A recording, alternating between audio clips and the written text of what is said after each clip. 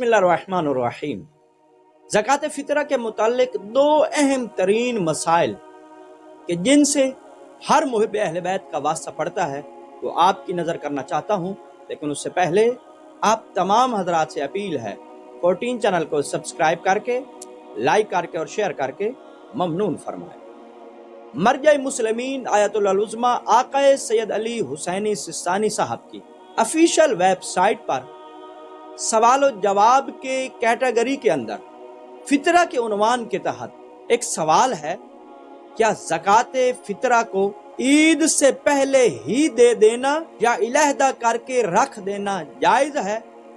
तो इस सवाल के जवाब में आयतुल्लाह सिस्तानी साहब फरमाते हैं, माह रमजान के दिनों में देना जायज है।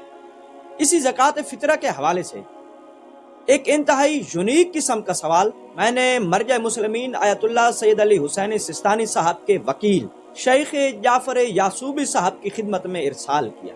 याद रहे कि शेख जाफर यासूबी पंजाब में सिस्तानी साहब के वकील हैं। उनकी खिदमत में जो सवाल मैंने इरसाल किया उसकी लफ्ज़ें कुछ इस तरह से हैं। एक मुलाजमत पेशा शख्स के जो अक्सर व बेशतर मकरूज भी रहता है और हर महीने के आखिरी दिनों में वो ज़रूरियात ज़िंदगी के पूरा करने से भी कासिर होता है, क्या ऐसे शख्स को फितराना या ज़कात दे सकते हैं? तो जनाब शेख जाफर यासूबी ने व्हाट्सएप के ज़रिए से इस सवाल के जवाब में फरमाया, जी हाँ।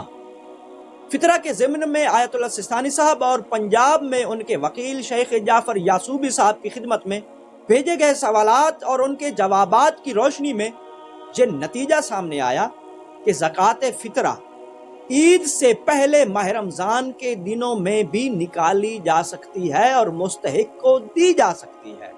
और दूसरी बात जो सामने आई कि ये ज़रूरी नहीं है कि जो शख्स मुलाजमत पेशा हो वो हमारी ज़कात फितरा का मुस्तहिक न हो। याद रखिए, ऐसे बहुत से लोग हैं जो छोटी मोटी मुलाजमत भी करते हैं, लेकिन इसके बावजूद क्योंकि मुलाजमत से हासिल होने वाली आमदनी के जरिए से उनकी ज़रूरियात ज़िंदगी पूरी नहीं होती, इसलिए वो हमारी ज़कात फितरा के मुस्तहिक भी हैं। लिहाजा महज किसी को मुलाजमत पेशा समझकर उसे फितरा का मुस्तहिक होने के हवाले से नजरअंदाज मत कीजिएगा।